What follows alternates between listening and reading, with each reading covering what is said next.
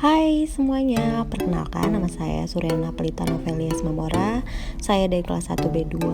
Saya ingin mempresentasikan tentang langkah-langkah operasional metode ilmiah dari mata kuliah Ilmu Alamiah Dasar dengan dosen Pak Bonifasius.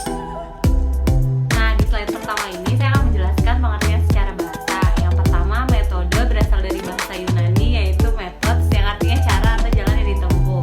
Yang kedua, ilmiah mempunyai arti sesuatu yang berhubungan dengan ilmu. Jadi secara bahasa, metode ilmiah berarti proses keilmuan yang memperoleh pengetahuan dengan cara atau jalan yang ditempuh dengan sistematis. Lalu di slide kedua ada metode keilmuan atau metode ilmiah digunakan untuk mengatasi masalah. Yang pertama ada masalah, lalu di kolom kedua ada pemecahan masalah. Langkah-langkah untuk memecahkan masalah, membuat hipotesis dugaan sementara yang harus diuji baik ilmu sosial maupun ilmu alam. Di bawahnya cara pengujian hipotesis dengan penelitian menggunakan mode berupa eksperimen. Di slide ini ada langkah-langkah operasional metode ilmiah. Yang pertama dari masalah, di bawahnya hipotesis, lalu kesimpulan dan diakhiri dengan teori. Di slide ini menjelaskan karakteristik dari metode ilmiah. Yang pertama, metode ilmiah merupakan proses berpikir pemecahan masalah. Yang kedua, pada metode ilmiah, proses berpikir dilakukan secara sistematis. Dan yang ketiga, metode ilmiah didasarkan pada data empiris. Yang keempat, pada metode ilmiah, proses berpikir dilakukan secara terkontrol. Di slide ini menjelaskan tentang karakteristik silkap ilmiah. Yang pertama, memiliki rasa ingin tahu atau kuriositas yang tinggi dan kemauan belajar yang besar. Yang kedua, tidak dapat menerima kebenaran tanpa bukti. Yang ketiga, jujur. Yang keempat, terbuka. Yang kelima, toleran. Yang keenam, skeptis atau sikap hati-hati dan kritis. Yang ketujuh, optimis. Yang kedelapan, pemberani. Dan yang terakhir, kreatif. Langkah-langkah metode ilmiah secara singkat dibagi menjadi 3. Yang pertama, 4 langkah: perumusan masalah, menyusun hipotesis, menguji hipotesis dengan eksperimen, dan yang terakhir membuat kesimpulan. Lalu ada yang 6 langkah. Yang pertama, perumusan masalah, observasi atau pengamatan. Ketiga, pengumpulan data. Lalu mengajukan hipotesis, menguji hipotesis dengan eksperimen, dan membuat kesimpulan.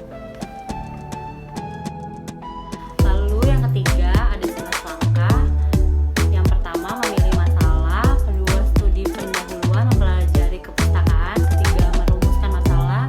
Keempat, merumuskan anggapan dasar. Yang kelima, merumuskan hipotesis.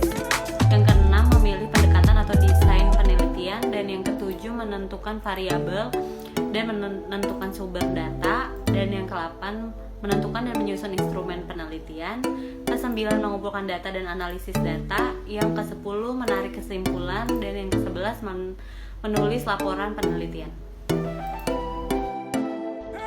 Lalu di slide ini ada bagian atur metode ilmiah. Yang pertama ada sadar ada masalah. Yang kedua, mengidentifikasi merumuskan masalah. Yang ketiga, perumusan hipotesis. Dan yang keempat, eksperimen. Dan dari eksperimen kita menarik kesimpulan berdasarkan eksperimen dan analisis data serta ringkasan semua informasi yang diperoleh. Lalu dilanjutkan dengan hukum atau dalilnya. Lalu dilanjutkan dengan teorinya. Dan yang terakhir, masalah baru untuk dipecahkan lebih lanjut atau eksperimen lanjutan.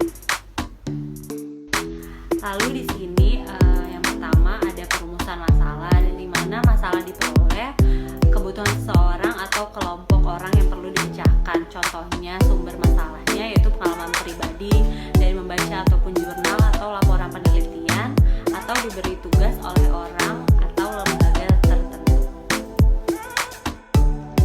Yang kedua ada pengumpulan data teknik, dan pengumpulan data ini terdiri dari 4 unit. Yang pertama, populasi atau sumber data dan sampel. Yang kedua, instrumen pengumpulan data yang berupa butir tes, angket atau wawancara, interview, pengamatan, observasi. Yang ketiga, kesaksian data. Yang keempat, prosedur pengumpulan data, legalitas pengumpulan data, dan menghubungi subjek penelitian dan mengumpulkan data. Nah, yang ketiga adalah menyusun hipotesis. Hipotesis berasal dari kata hypo yang berarti di bawah, dan tesis yang berarti kebenaran. Kebenaran yang belum sepenuhnya benar. hipotesis adalah suatu jawaban sementara terhadap suatu masalah yang akan terbukti kebenarannya oleh data atau fakta yang dikumpulkan dalam penelitian.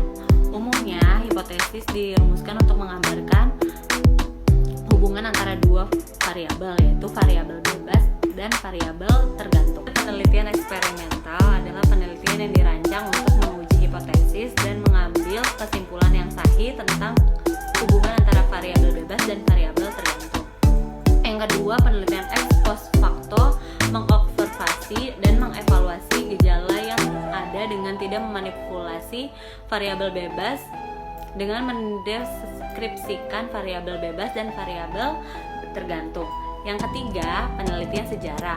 Pengujian hipotesisnya berupa analisa data dan penafsiran data. Dan yang keempat, penelitian deskriptif seperti studi kasus, survei, studi perkembangan, studi tindak lanjut, analisis isi atau analisis dokumen, studi korelasi, dan tidak memerlukan hipotesis sehingga tidak ada pengujian hipotesis. Nah, yang terakhir adalah merumuskan kesimpulan. Rumusan kesimpulan harus bersesuaian dengan rumusan masalah, ditulis dalam bentuk kalimat deklaratif secara singkat, harus menghindari menuliskan data-data yang tidak relevan. Walaupun dianggap cukup penting, ini perlu ditekankan karena banyak peneliti terkecoh dengan temuan yang dianggapnya penting. Ya, cukup sekian presentasi dari saya. Terima kasih.